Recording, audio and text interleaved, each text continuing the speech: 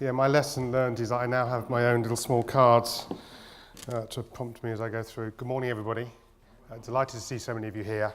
I just want to spend the first or the majority of my time with you just talking through some of the challenges that I think are facing our industry yet again. I've been in this industry since '87. I don't know about the rest of you, but it feels like every year you stand up talking about the challenges the sector is facing. But we are about to go through clearly another phase of government and regulatory prodding and probing, particularly around the pre and post-retirement phase. And I do think it's important on this occasion that rather than being passive as a sector, we make our voice heard. I think this industry has gone through being professionalised, and I think in the past sometimes we've been a little bit shy to say what we think, perhaps feeling a little bit as though we were on the defensive. Well, we've done our bit, okay? The industry stepped up, you've met the criteria asked, you've gone through RDR, you've demonstrated people want to pay your fees. I think you now need to start articulating what you think is right and wrong about the industry, rather than having things done to you. But let me just talk to you about some of the things or themes we're seeing emerging, and we can then come back at the end maybe and talk a little bit as a group about what that might mean. If you just look at the whole issue of retirement over the last 15, 20 years, I think it's fundamentally changed. Certainly in my early years in the sector, it was a pretty straightforward process. People built up money in defined benefits or defined contribution schemes, and as the years passed, they got to a retirement date, which was pretty fixed, either by the employer or the scheme or by themselves, or by the plan they were in. And then they took that momentous decision, bought an annuity when interest rates were a little higher than they are today, and they switched to a fixed income and potted off into retirement. Most of the money was built up in, as I say, pension pots somewhere, and they begun to, during the back end of the 80s into the 90s, people began to realise real value in homes, and that became something else they used to use to contribute towards their retirement planning. Pretty straightforward. I think the world's changed pretty radically, actually, in a number of ways. First of all, people take not only assets but debt into retirement. They build up money in a variety of pots, so the days of it just being simply in a pension plan have changed. We are now into the world where people build up money in ISAs, GIA, buy-to-let properties, other assets. And that process of building up assets is a bit more of a slalom rather than a nice, neat curve upwards and then a drop into retirement. And then that decision at retirement of rather than buying an annuity, people are now using those pots in different ways as they sort of manoeuvre their way through their retirement years. And often that retirement starting in a phased way rather than a fixed way. Pretty radical stuff, pretty big change. And people managing a series of complex investment solutions, which is why I think the role of the advisor has become ever more important. Now, if that's the story of being what's going on, how is the industry reacting to that change, especially in light of some of the conversations going on with government at the present moment in time? Well, in terms of the regulator and government, actually some of the thinking they've been doing over the last 2 or 3 years is eminently sensible and very forward-thinking. If you look at some of the research papers that have been carried out of late, looking at consumer behaviour, how people react and the decision-making they go through when they reach retirement, a lot of that research, I think, has been very well founded. They've also looked around the world at places like Denmark and Chile and all sorts of other parts of the world and identified that some economies have a very regimented, government-led retirement structure, okay, from the centre. And other economies, such as Australia, have mandated putting money away, but it's very much a free-for-all once you've put the money away of what you do with it. And that's creating its own challenges in the Australian economy at the moment. Whichever way you look at it, whichever combination you go for, whether it's a government-led or a more open-style approach, the government have done the research, looked around the market, but are disappointed, in my view, when they've come to the conclusion they've reached about what you should do. Their pensions-only dashboard solution that they proposed in one of their consultation papers, frankly, looks far too narrow a view. If you believe that actually all these pots are in play when someone reaches retirement, the idea that you actually only look at and measure and put on a dashboard 3 of them seems to me to be going back to the world I described at the beginning rather than the world that most people are operating in terms of their finances today. And ultimately, it's forgetting the fact that what needs to happen most is for consumers to engage in their financial and take an interest in their financial future. And in that respect, I think the industry's got to step up. I think it's been far too easy for us to restrict our conversations to the one-on-one we have with individual clients, rather than organise as a sector, communicating much more effectively with the end investor and the great British public about their financial affairs.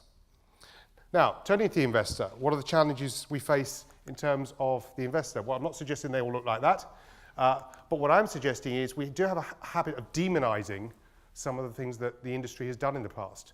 So if you take the two words annuity, with profits and annuities, as an example, if you describe what those two things do to an investor without mentioning their names, they tell you they like them. Smoothing of investment returns, so that it removes the shocks, guaranteed income, security, they like that. You mention the word annuity and with profits, they run a mile.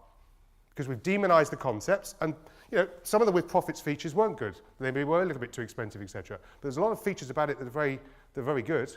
Pros still make a very good existence out of supporting the market with that type of product. It has a role to play. But we've demonised them, they've become bad. Annuities now are completely unacceptable, they're the wrong thing. Well, if interest rates were at 10% at the moment, annuities would probably be very, very successful and well liked. It's got nothing to do with the product, it's got everything to do with the current level of interest rates. The danger is we do the same with pensions. Now, be clear, the history of pensions has had its problems. Pensions were missold many years ago in certain circumstances. And sometimes pensions have underperformed, but that hasn't been the pension product wrapper or the tax break or the tax treatment, it was the underlying investment. And people again confuse the pension wrapper, my pension's not performed. I used to do shows for Radio 4, the Money Box programme, and people would ring and say, my pension's underperformed. What they meant was the fund they were invested had underperformed. And so therefore the pension wrapper gets bad mouths. So we don't think PISA or the new ISA product is the solution. It's just another wrapper, which at some point probably will fall foul of some sort of problem, and then we have to rebrand again and again and again. That's not helping people. Pensions aren't broken. The problem is the benefits aren't understood. I do think there's some merit in simplifying the tax treatment and the tax break going in. Maybe one simple rate might make the storyboard easier. But what you do want is people talking about the fact they get free money from an employer if you've got an auto-enrolment scheme, or free money from a government contributing to their savings and incentivising them to take part in savings. What we need is a rebrand, not an overhaul of the whole system. Now, consumers actually do make it slightly more difficult in terms of the way they often think. You will all know, and certainly if you talk or look at survey results, whenever people are engaged and talk about their retirement planning, they only look 5 years ahead. They don't consider longevity risk. They don't really understand the sort of concept and how that applies to their capital. Long-term care is something they'll talk about theoretically, but don't really want to think about the consequences. Downsizing is a nice idea, but they very rarely want to leave the home they've lived in for 30 years. So again, how would you possibly be able to advise somebody with all those variables around a pension dashboard with the 3 pension wrappers when you've got all the other things to consider? Our sector does have an appalling record, in my view, of engaging with end investors. Not at a one-to-one level in your meetings, not suggesting that at all. I think most advisors do that brilliantly. But generally, as a sector, we've allowed the press often to intrude into the proper conversation. And we do know there's evidence that financial services can get it right. The banks that have been notoriously bad in terms of the advice, when it comes to the way they've engaged people electronically in banking and re-engaged people with their banking services over the last few years, does demonstrate that people are up and are more interested if you make it easy for them to get access to information. Some of the language we use, pensions, annuities, etc. If it's a turn-off, then maybe we need to change the language and the way we talk about it. But we do certainly need to start talking up the benefits. In terms of behaviour, of all the research documents that I've read through, and they are long and they're pretty turgid at times, but there are some highlights in there. One of the things that stood out for me was this particular quote. And it comes to the nub of the issue about people understanding and needing to understand in order to participate and engage in their financial futures. There are behavioural barriers about the way people think about money and the way they want to think about money and the way it might suit them to think about money that we need to break through. And we're only going to do that, in my view, if the regulator, practitioners, government, etc. are all aligned and singing broadly from the same hymn sheet.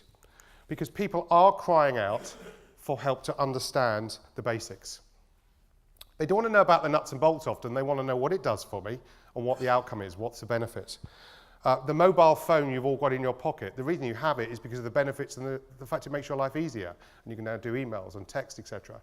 If it was being sold off the back of the underlying technology, I very much doubt anyone would be buying it. It's the benefits that we like.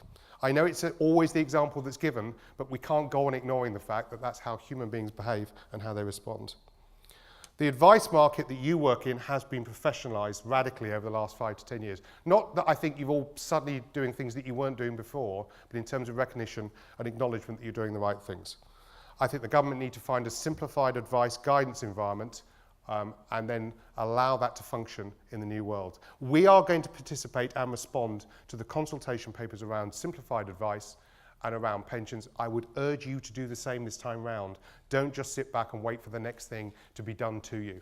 I think it's time, and I would encourage you to support us, or indeed have a different view, but certainly contribute to the debate that's occurring now. So, just some thoughts around some of the things going on. As I say, I don't want to frustratedly watch again as we go through another phase of government doing to us rather than us participating. I just wanted to close off by going back to this slide, and I just need some feedback. I did this exercise at our session in Harrogate the other day, and I asked for people's comments, and the room looked at me rather blankly, so I resorted to doing a straw poll, so I'm going to stick to the straw poll this time. I just want to get some feedback on 3 topics. We've just launched our model portfolio panel, which allows you to run model portfolios of your own or of those some of the discretionary managers we've partnered with on the platform. We did that because you told us it's something you wanted us to do. And whilst some of the things that we add to our platform are practical and we have to do, or they might be because we're trying to shift where we add some value in, or which markets we participate in, a lot of what we do is based on you giving us feedback. So there's 3 areas I'd just like to do a hands up for a yes and no, whether you want us to get engaged. Okay, I'm going to mention the 3 topics. Don't do your hands yet. I'm interested about cash flow modelling, or whether you think a platform, ours or somebody else's, should be involved in that or not. Equity release, and tax calculator, particularly around CGT. So can I have a, yes, Alastair, you should provide some sort of cash flow modelling facility on the platform. Hands up for yes, we should do things like that in the future. Oh, that's different from Harrogate. And no's, just so I know that everyone's paying attention. A slight majority. I'm not up to Jeremy Corbyn model there, but at least it was a majority. Equity release, yes, I should participate in equity release. That's pretty in line. I don't even need to look at the do the nose just for the sheer hell of it. Go on. Thank you. And the tax release calculator, CGT tool. Yeah, okay. That's interesting. A nose, just do nose, just so I get a... That's because you don't trust me to do it right, isn't it? Okay, all right. Okay. All right, that's interesting. Just so you can look at what peers were doing, the CGT calculator is emerging as something that's pretty essential, I think. Equity release, everyone's looking at me and broadly saying, what are you playing at, Alice? There's loads of other things you should do before that. Cash flow modelling, interestingly, Harrogate was pretty much, I think everyone's hands were down. They were saying that's not something we'd expect you to do here. That's very useful. Thank you. Before I leave the stage, does anybody want to ask me anything about what I was talking about in respect of some of the consultations going on, or anything about James Hay before I leave you to the rest of your day? You see, none of them were doing the thinking, were they, Mark, well, as you told them to? None of them were doing anything about questions. Not to worry, listen. Oh, yes, sir. Yes.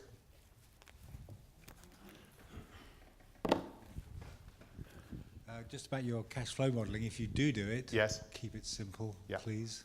Yeah. It's not necessary to have huge bells and whistles. Fine, okay. Okay. Right. Well, that's good feedback. Because I think there is a real danger we over-engineer. The CGT tool, I mean, I think one of the things for us is, what do you build? This is really, a lot of it's about how you capture the data and the background information to allow their tool to do the right calculation.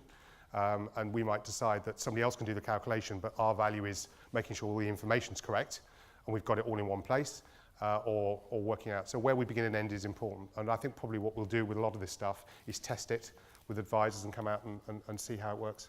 I think it's the most constructive way of us getting the right outcome. Yeah. What would be helpful, and there's a dart that is available, is either animations or very short videos which explain conceptual principles of planning or decumulation or accumulation to clients. They are willfully uninspired, unengaged and uninformed. So anything we can do to help that. We don't want 15 pages of text. People are bored as hell after, I'm bored after reading one page. We want animations, lip scribes, cartoons, videos, interesting. We want stuff that's interesting to explain the concepts, not the nuts of it. Fine. Great. Okay, well, I think we can do something around that. I mean, this sort of stuff we find often quite helpful, people explaining. Okay, that's useful. Thank you. Enjoy the rest of your day. I know the guys that are speaking today. I think you'll have a really good session. Thank you for your time.